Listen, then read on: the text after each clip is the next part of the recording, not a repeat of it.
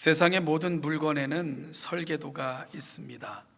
이 설계도대로 만들어지고 또한 그 의도대로 쓰일 때 그 물건은 가장 가치가 있습니다.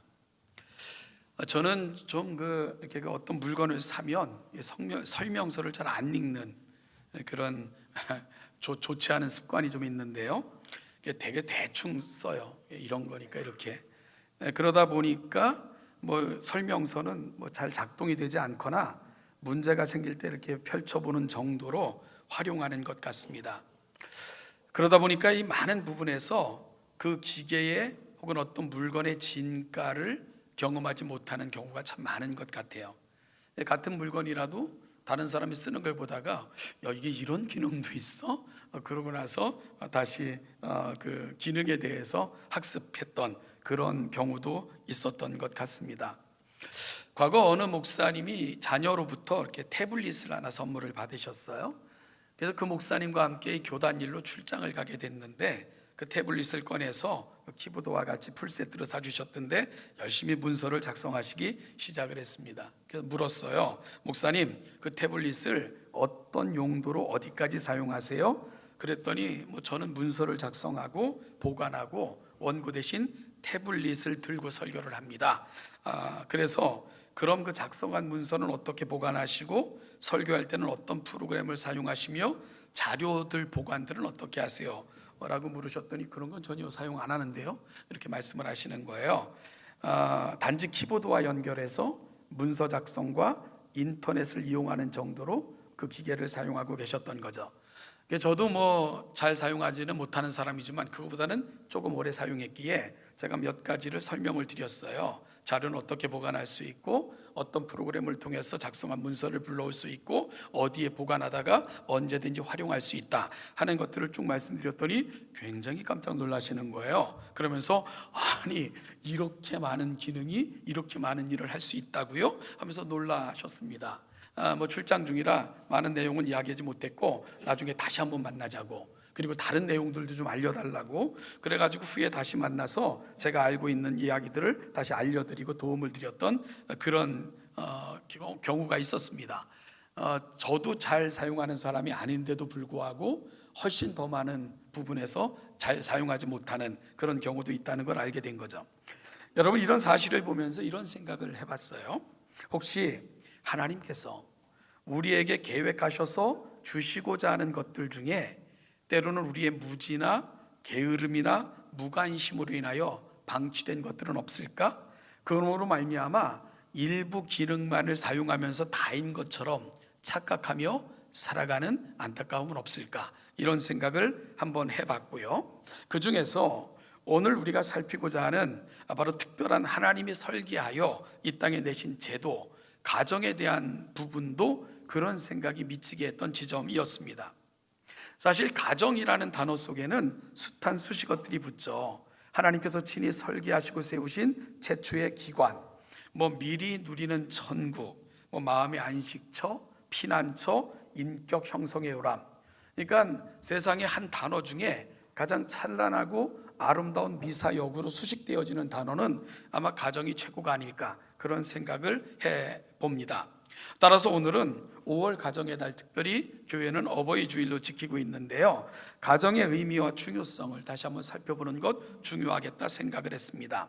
특별히 5월 동천교회는 기독교 세계관의 터위에 우리 가정이 세워지기를 소망하며 표로 삼고 지나가고 있는데요, 오늘 하나님이 설계하시고 하나님이 원하시고 기뻐하시는 가정은 어떤 모습일까? 다시 한번 묻고 대답해 보는 가운데 우리 동천의 가정들이 기독교 세계관, 즉 성경의 터위에 다시 한번 세워지기를 갈망하는 소망이 새롭게 되어지는 복된 이 아침이 될 수 있기를 간절히 소망합니다. 첫 번째로요, 먼저 가정은 가정을 특별한 목적으로 신이 설계하시고 세우신 분이 계시다. 바로 하나님이시다. 즉 가정의 기원은 하나님께 있습니다 하는 것이 성경의 분명한 가르침이고 선언이라는 말입니다. 국가나 학교, 심지어 교회라는 조직이 생기기 전 하나님이 인류에게 가장 먼저 허락하시고 주신 공동체는 가정입니다. 그리고 오늘 본문은 그 가정이 세상에 첫 선을 보이는 이 땅에 태어나는 거룩한 순간에 대한 기록입니다. 따라서 가정은 모든 인간 관계의 기본이자 모든 사회생활의 근본이고 신앙의 출발점이다 라고 말씀을 드릴 수 있는 거죠.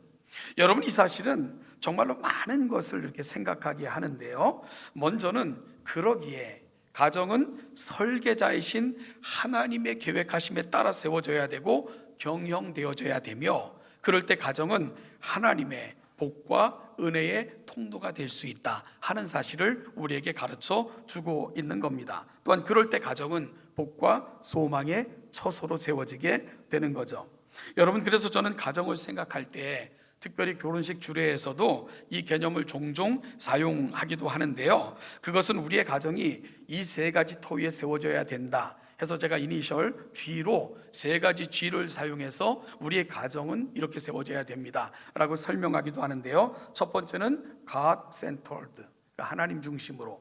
두 번째는 goal-centered. 세 번째는 good-centered. 즉, 저는 이 세 가지 이니셜을 통해서 우리 가정은 그 지으신 원 설계자이신 하나님을 중심으로, 그리고 하나님께서 이 땅에 내신 그 목적을 놓치지 아니하고, 그리고 하나님께서 우리 가정을 통해 이루시고자 하는 선한 소망을 따라 세워질 때 하나님은 그 가정에 복을 주시고 그 가정을 통해 영광을 받으신다라고 생각을 합니다. 그리고 선한 일을 위해 지으심을 받았기에 이 일을 가슴에 품고 우리가 살아갈 때에 하나님은 능히 그 일을 가능하도록, 그 일을 감당하도록 가정마다 세우실 것이다 하는 확신이 있습니다. 이것이 바로 세 가지 G라는 단어로 나누고자 하는 원리입니다. 이것이 바로 창조의 원리라고 생각을 하고요, 이 원리는 성경 곳곳에서 보여지고 있는 것을 확인할 수가 있게 됩니다. 여러분, 저는 하나님께서 이 땅을 향해 보이시는 소망을 가장 잘 보여주는 여러 도구들, 대상들 중에 성막은 바로 이 하나님의 꿈, 소망, 하나님의 계획을 가장 잘 보여주는 상징물이다라고 저는 생각을 합니다. 어떻게 광야를 지나갈 때 성막이 어떻게 세워집니까? 이스라엘 진 한가운데, 그리고 모든 이스라엘의 진은 그 문을 성막을 향하여 내도록, 그리고 이스라엘 백성들이 움직일 때는 성막이 앞장서고 그 진은 그 뒤를 따르며, 그리고 성막이 세워지면 그 성막을 중심으로 다시 진이 이렇게 세워지는 그런 구조로 하나님께서는 이스라엘 백성들을 광야 40년 동안 인도하셨습니다. 저는 이 사실을 보면서 세 가지 신앙의 핵심적 요인을 우리가 발견해야 된다 말씀을 드려요. 즉, 우리 삶은 하나님을 중심에, 그리고 하나님을 향하여, 그리고 하나님보다 앞서지 않고 하나님을 앞세우고, 이것이 바로 세 가지 신앙의 핵심적 고백이어야 된다. 성막은 이것을 보여주고 있다라고 저는 말씀을 많이 드리지요. 여러분, 이 원리는 우리 가정을 향해서도 동일한 원리라고 생각을 합니다. 가정을 설계하시고 진히 세우신 분은 하나님이세요. 그래서 우리 가정의 가장 중요한 핵심은 God-centered, 하나님이 우리 가정 중심에 놓이셔야 됩니다. 그리고 우리 가족 구성원들은 모두 하나님을 향하여 서고요, 그리고 하나님의 말씀보다 앞서지 않고 하나님의 말씀이 가라면 가고 멈추라면 멈추는 것, 이것이 바로 하나님의 뜻을 온전히 드러내는 우리 가정이 가는 자리이다라고 여러분과 말씀을 나누고 있는 겁니다. 사랑하는 동천교회 성도 여러분, 가정을 설계하시고 세우신 분이 하나님이십니다. 우리는 충실하게 설계자의 의도와 목적을 따라갈 때에 우리는 비로소 온전한 가정을 이룰 수 있는 거고요, 그럴 때 우리는 하나님이 가정을 통해 펼쳐가길 원하시는 무한한 은혜를 경험할 수 있게 되는 거죠. 우리 동천교회가 바로 이 기독교 세계관, 바로 믿음의 터 위에, 신앙의 터 위에 그렇게 세워져서 하나님의 복과 은혜를 누리고 또한 이 땅에 보여주며 살아가시는 복된 여러분들의 가정이 되시기를 주님의 이름으로 축복합니다. 두 번째, 가정은 하나님 나라의 모형입니다. 이것이 가정의 중요성이고 가치이고 우리가 놓치지 말아야 될, 가정을 향해 우리가 품고 살아가야 될 우리 마음의 자세다, 이렇게 말씀을 드릴 수 있는데요, 그럼 어떤 면에서 가정을 하나님 나라의 모형이라고 설명하는 걸까요? 먼저 가정은 삼위일체 하나님을 반영합니다. 하나님께서는 성부, 성자, 성령으로 존재하시고 하나가 되셔서 일하시죠. 이러한 이것을 요약한 문장이 바로 삼위일체이고요, 우리가 받은 놀라운 신앙의 유산입니다. 성부와 성자와 성령은 각각 존재하시는 하나님이시지만 결코 분리되거나 나뉘이시지 않죠. 그래서 우리는 한 분 하나님이라고 고백을 합니다. 여러분이 신비를 간직한 두 기관이 있습니다. 바로 가정과 하나는 뭘까요? 교회입니다. 이 하나님의 이 존재하심과 하나님께서 또 일하시는 경륜의 방식을 그대로 반영하여 지어진 두 기관은 뭐가 뭐라고요? 가정과 교회입니다. 이 두 기관의 공통점은 뭐죠? 하나님이 설계자라는 거예요. 그리고 하나님이 기원이라는 겁니다. 그렇게 이 땅에 세워진 두 기관이 바로 가정과 교회이고, 따라서 가정과 교회는 분리되지 않는 개념을 공유하고 있는 두 기관이기도 합니다. 여러분, 가정의 모든 질서, 그것은 뭐라고 생각을 하십니까? 가정의 가장 기본되는 단위, 그건 부부입니다. 모든 관계는 부부로부터 시작이 되는 거죠, 그죠? 부부로 말미암아 한 가족이 태어나고, 그리고 또한 그 자녀들은 또 한 가족을 이루고 그들이 한 유닛이 되어 또 다른 가족이 되고, 그러니까 세상의 모든 질서의 핵심은 부부가 되는 거죠. 따라서 부부의 관계가 매우 중요하다는 것을 우리가 알게 되는데요, 부부는 모든 단위가 생겨나는 근본이며, 따라서 부부는 그 어떤 관계보다도 중요하다 하는 것을 성경을 통해서 확인받을 수 있게 됩니다. 하나님께서는 아담이 혼자 있는 것이 좋지 않아 보이셔서 하와를 지어 그에게 인도하셨습니다. 그때 그 하와를 본 아담의 고백이 뭡니까? 이는 내 뼈 중에 뼈요 살 중에 살이로다. 어떤 고백입니까? 나뉘어지지 않으며 분리되지 않습니다. 우리는 하나입니다 라는 고백이 하와를 본 아담을 통해 고백되어진, 사실은 서로가 서로를 향한 첫 최초의 고백은 아담의 이와 같은 고백이 되는 겁니다. 여러분, 따라서 하나님은 성부와 성자와 성령으로 존재하세요. 그러나 나뉘어지거나 분리되지 않습니다. 그걸 가리켜 하나라고 이야기하는 거예요. 마찬가지로 부부는 남과 여로 존재하지만 하나가 되어 결코 분리되거나 나뉘어지지 않습니다. 그럴 때 그 가정은 하나님의 찬란한 영광을 세상에 비추어낼 수 있는 겁니다. 교회의 신비에 대해서도 사도 바울은 비슷한 고백을 하죠. 교회는 그리스도를 머리로 하고 성도는 그 몸의 지체들입니다. 따라서 교회 역시 결코 분리되거나 나뉘어지지 않습니다. 한 몸이 분리되거나 나뉘어지면 그건 죽은 것입니다. 하나님은 성부와 성자와 성령께서 하나가 되셔야만 하나님이십니다.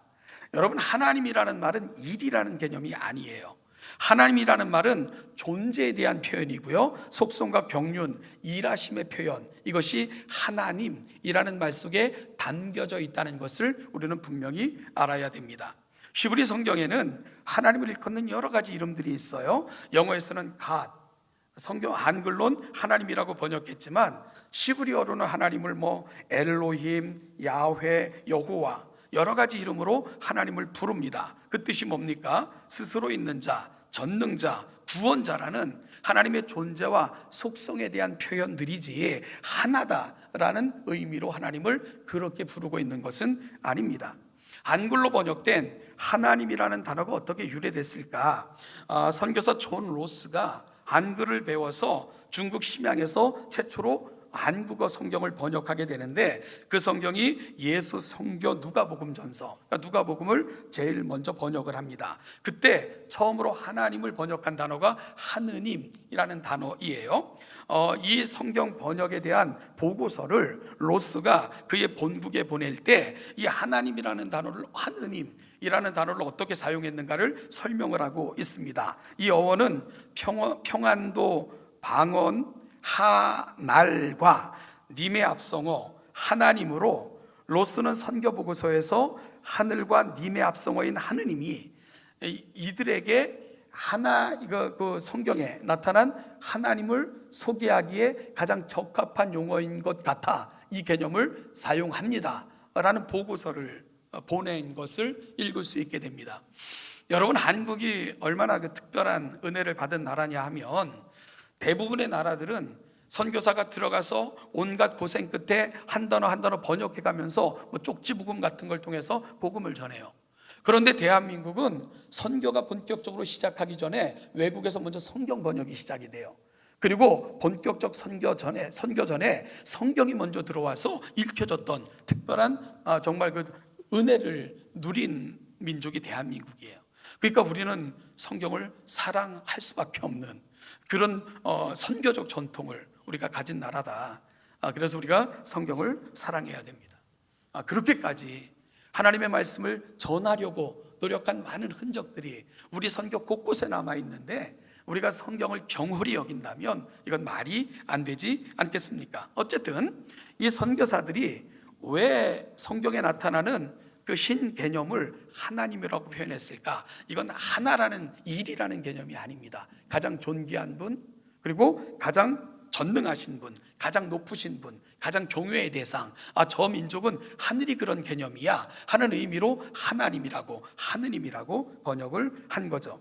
여러분, 따라서 하나님이라는 개념 속에는 일이라는 개념이 있는 것이 아니고 가장 존귀하시고 놀랍고 전능하신 높으신 분이라는 그런 개념이 하나님이라는 개념 속에 들어있는 거다, 이해를 하셔야 됩니다. 따라서 성부와 성자 성령 삼위로 존재하시는 하나님은 하나가 되셔서 가장 영광스러운 일을 성취하십니다. 이 개념이 바로 삼위일체라는 말이 갖고 있는 개념의 근본적 의미가 되는 거죠. 여러분, 이것이 바로 가정과 교회의 본질이고 추구해야 되는 가치가 되어야 되는 겁니다. 남편과 아내로 존재하지만 분리되거나 나뉘어지지 않으며 하나가 될 때 그 가정은 든든히 세워질 수 있고요, 가장 아름다운 가치를 만들어낼 수 있는 거죠. 따라서 부부가 하나가 된다는 것은 단순한 육체의 결합을 넘어서서 숫자적인 하나가 아니라 본질과 가치에 있어서 함께 이루어가는 꿈에 있어서 하나가 되는 거다. 이것이 바로 부부가 하나다라는 말이 갖고 있는 의미인 것을 이해해야 되는 거죠. 육체는 결합을 해도 가치, 의미, 뜻, 이것이 하나 되지 않으면 그건 결코 하나됨이라 설명할 수 없는 겁니다. 여러분, 교회도 각양의 지체들로 존재하지만 머리 대신 예수 그리스도 안에서 결코 나뉘어지거나 분리되지 않습니다. 머리 대신 예수 그리스도의 거룩한 뜻을 따라 모든 지체가 한 가치, 그리고 또한 그 한 아름다움과 그리고 은혜가 공유되어질 때 비로소 몸은 하나가 되는 것입니다. 따라서 이것은 일이라는 개념이 아니라 성부와 성자와 성령이 하나 되어 이러심으로 본질적 하나가 되시는 것처럼 교회의 신비도 여기에 있는 거다 하는 사실을 말씀해 주고 있는 거죠. 그리고 교회가 이렇게 하나가 될 때만 하나님의 아름다움이 반영되어지고 세상은 교회를 통해 하나님의 놀라우신 은혜를 경험하게 되는 것입니다. 여러분, 성경을 통해 알 수 있는 삼위 하나님은 그 사역과 역할에 있어서 너무나 분명한 구분이 있는 것을 알게 되는데요, 특히 에베소서 1장을 보면 우리의 구원을 위해 삼위로 존재한 하나님께서 어떻게 협력하셨는가, 하나가 되셨는가를 설명합니다. 성부 하나님은 영원부터 영원하신 계획을, 이 세상을 향한 구원의 계획을 세우셨고요, 때가 참에 성자 예수님께서는 이 땅에 오셔서 구속, 즉 속량하심으로 아버지의 뜻을 이 땅에 펼치셨고요, 성령 하나님의 인치심, 즉 각 심령에게 찾아가셔서 도장을 찍는 것처럼 내 것이라 소유를 확증해 주심으로 우리를 하나님 앞으로 인도하셨습니다. 따라서 우리 한 사람이 하나님 앞에 서기까지는 창세 이전부터 시작된 하나님의 구원의 계획과 때가 참에 이 땅에 오셔서 그 약속을 성취하신 예수 그리스도의 구속하심과 때가 되매 각 사람에게 찾아가셔서 그 은혜를 적용하신 성령님의 인치심을 통해 오늘 저와 여러분들이 이 자리에 앉게 된 것입니다. 따라서 우리 한 사람의 구원은요, 우연히 이루어진 게 아니라 하나님의 영원하신 계획을 조차, 성자 예수님이 때가 참에 이 땅에 오신 그 구속의 경륜을 조차 성령 하나님이 찾도록 찾아 우리를 인치신 그 놀라운 사역의 결과, 그 하나 되심 속에서 우리라는 놀라운 구원이 탄생하게 된 것입니다. 이것이 바로 성부, 성자, 성령이 하나가 될 때 우리가 경험할 수 있는 놀라운 은혜인 거죠. 여러분, 그러면 여기서 하나됨이라는 의미를 조금 더 설명할 필요가 있습니다. 이 놀라운 사역을 하나님은 어떻게 감당하셨는가가 하나됨이 무엇인가를 설명하는 가장 결정적 힌트일 건데요, 사도 바울은 빌립보서 2장 5절 이하를 통해서, 그리고 사도 요한은 어찌 보면 요한복음 전체에서 삼위 하나님께서 어떻게 하나가 되시는가를 그분들이 행하신 일들을 통해서 설명하고 있는 것을 보게 됩니다. 그렇다면 성부와 성자와 성령이 하나 되신 방법이 뭘까요? 어떻게 해서 하나가 되셨습니까? 그것은 서로가 서로에게 낮아지심으로 서로를 높이시고, 서로가 서로를 섬기심으로 유익하게 하시고, 서로가 서로에게 희생하시는 방식으로 성부와 성자와 성령은 하나가 되십니다. 이것이 바로 성경에서 만나는 하나님의 일하심의 방식이에요. 그래서 우리는 한 하나님의 놀라운 은혜를 경험하게 되는 겁니다. 이런 것입니다. 우리가 빌립보서나 요한복음을 통해서 확인해 보면 아버지는 이 땅에 오셔서 영원한 계획을, 그 아버지의 계획을 가슴에 품고 이 땅에 오셔서 십자가에 죽기까지 순종하심으로 구속을 이루신 아들을 그 어떤 것보다 높여놓으셨다라고 설명을 합니다. 그래서 빌립보서 2장 10절 11절을 보면 아버지는 아들을 높이시는데 지극히 높였다. 그 영어는 the most high, 가장 높였다는 거예요.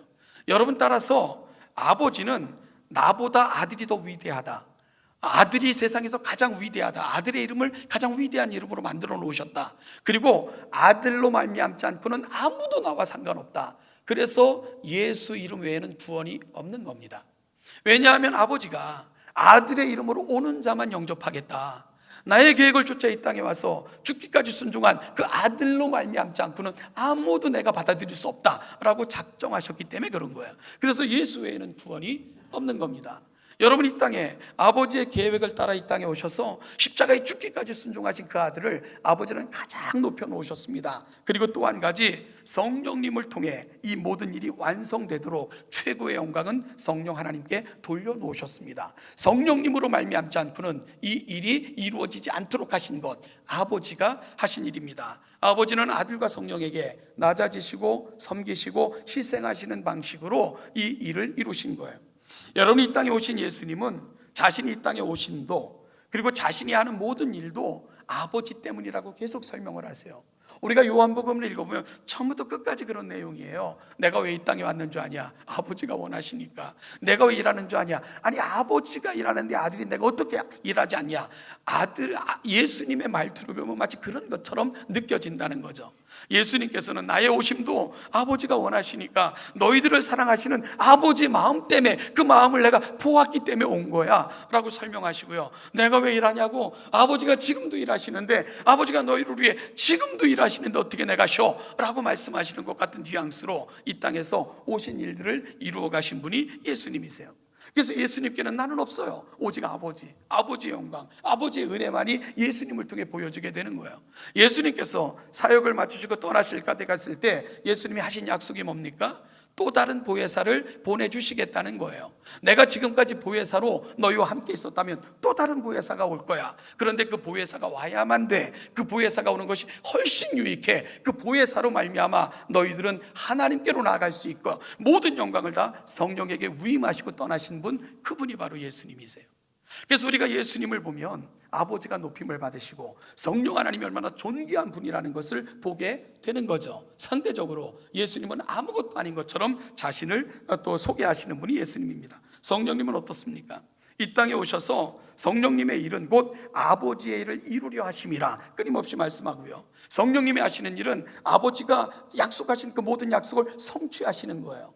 그리고 성령님께서 하시는 일은 한 가지예요. 예수님이 이 땅에 오셔서 하신 일, 그분의 가르치심을 생각나게 하시고 기억하게 하셔서 결국은 아버지께로 이끄시는 것이 나의 일이다 라고 고백하시는 분이 성령 하나님이십니다. 성령 하나님을 우리가 고백하고 있으면 정말로 수줍은 듯 숨어서 아버지께, 아들께만 모든 영광과 권세를 올려드리는 성령님을 만나게 된다는 거죠.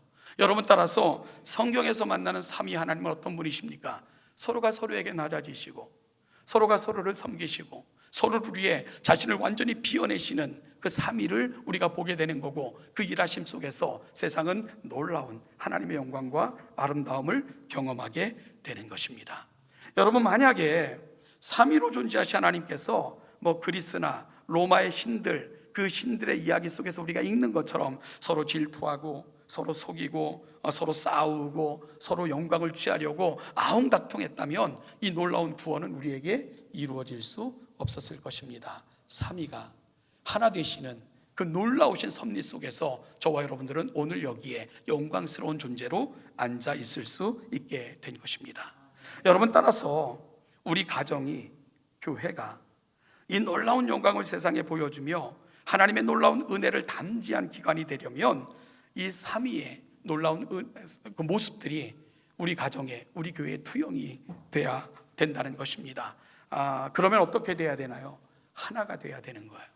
그런데 어떻게 하나가 될 수 있습니까? 이건 우리가 매일 외치는 것처럼 하나가 되게 하옵소서, 하나가 되자, 구호 가지고 되는 게 아닙니다. 구호 가지고는 아무것도 이루어지지 않습니다. 성부와 성자와 성령께서 서로에게 보이신 모습들이 오늘 우리의 고백 속에 담겨져야 되고 우리의 결심으로 하나님 앞에 올려져야 됩니다. 성부와 성자와 성령께서 서로가 서로에게 낮아지시고 서로가 서로를 섬기시고 서로가 서로를 위해 희생하신 것처럼 하나님, 우리 가정 구성원들이 이 모습을 담게 하옵소서. 내가 그런 삶을 살게 하옵소서. 우리 교회 구성원들이 바로 이 가치를 놓치지 않게 하옵소서. 하나님을 섬긴다고 하면 이름만, 무늬만이 아니라 하나님께서 이 땅에 오셔서 보여주신 그 모습을 닮아가고 그 모습을 실천하고 그 모습을 우리 가슴에 담기 위해 정말 하나님 앞에 끊임없이 기도하며 나아가는 우리 공동체가 되게 하옵소서. 이것이 바로 하나가 되는 길입니다. 사랑하는 동천교회 성도 여러분, 바로 삼위 하나님을 우리가 반영하여 우리 가정이, 교회가 세워졌다면 여러분, 무늬만이 아닌 하나님의 하나님 되심이 우리 가정과 교회 속에 온전히 드러나므로 세상의 그 영광을 보는 일에 귀하게 사용되는 우리 가정과 교회가 되시기를 주님의 이름으로 축복합니다. 마지막 세 번째 가정은 이 땅 위에 세워진 가장 작은 교회이자 가장 큰 우주입니다. 여러분, 이 개념은 종교개혁자들과 개혁주의 신학자들의 사상 속에서 발견할 수 있는 개념입니다. 먼저 종교개혁자들은 가정은 가장 작은 교회다라고 부르고, 이 가정은 단순한 혈연 집단을 넘어 언약 공동체의 기초다라고 설명을 했습니다. 이 가정은 하나님께서 설계하셔서 이 땅에 내셨을 뿐만 아니라 가정 속에는 하나님의 놀라운 약속이 숨어 있는 언약의 공동체로의 부르심이다. 이것이 바로 가정을 향한 종교 개혁자들의 핵심 사상입니다.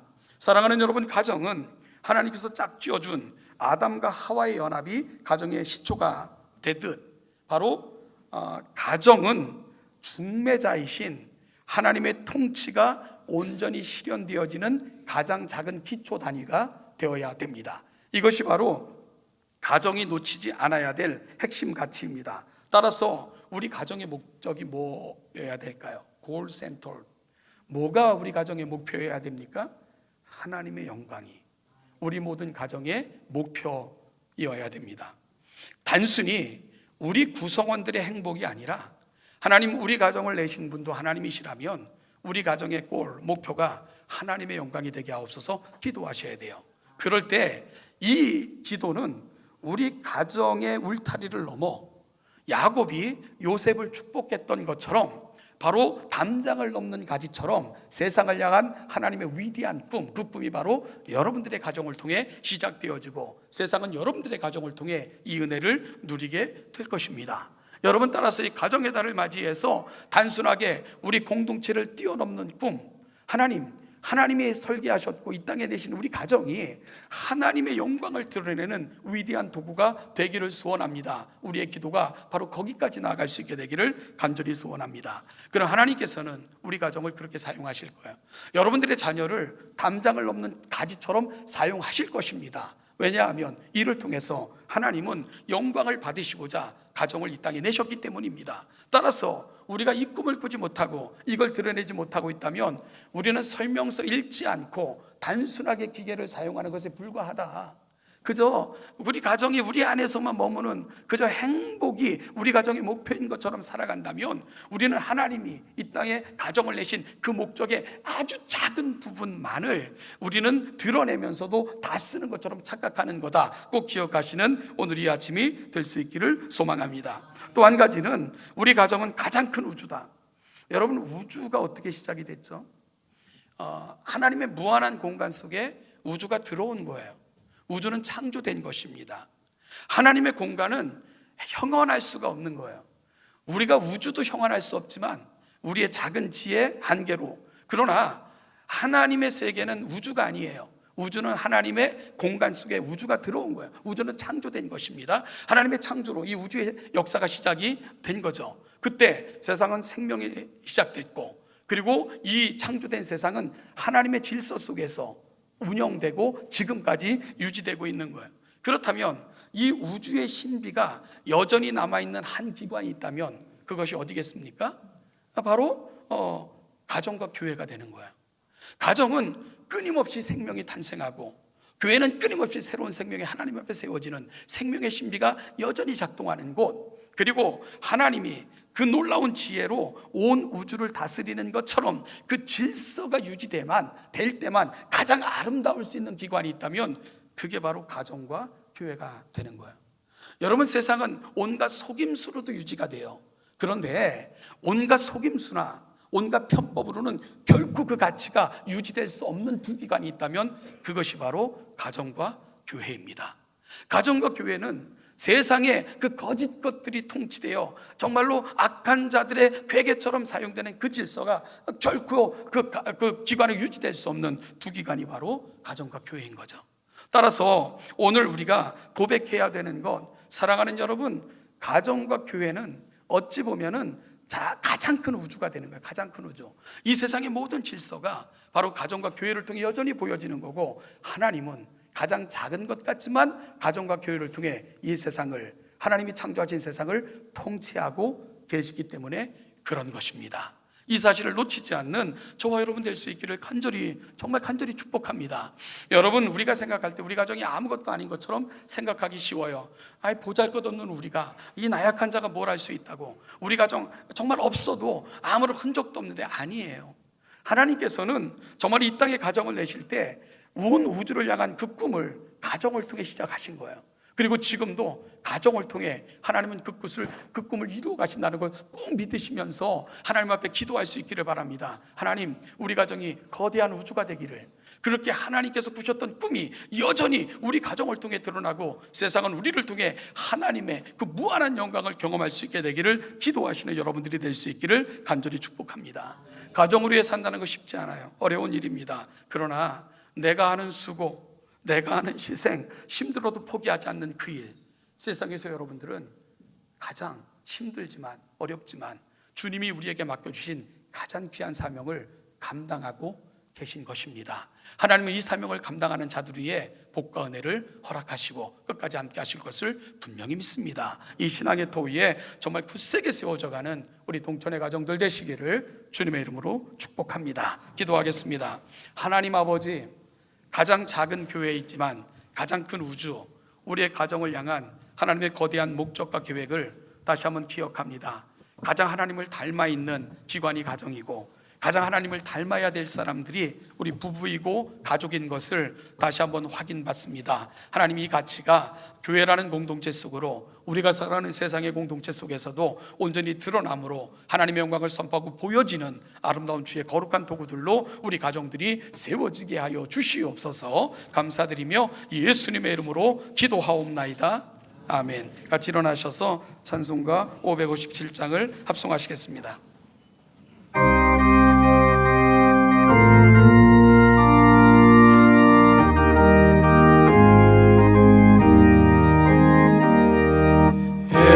에덴의 동산처럼 복되어라 우리 가정,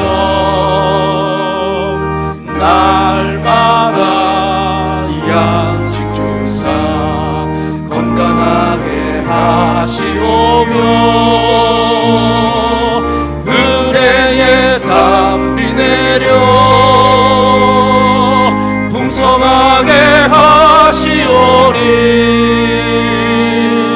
우리 주 하나님께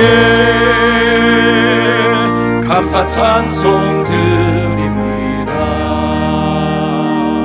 새들의 노래처럼 즐거워라 우리 가정.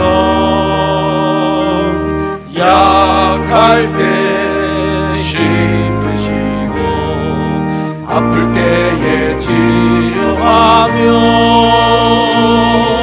슬플 때 위로하고 어려울 때 도우시니 우리 주 하나님께 감사기도 드립니다. 아침에 햇살처럼 평화로운 우리 가정. 험한 길 인도하고 캄캄한 밤 비추시며 이 세상 끝날까지 사랑으로 보호하니 우리 주 하나님께 몸과 마음 바칩니다.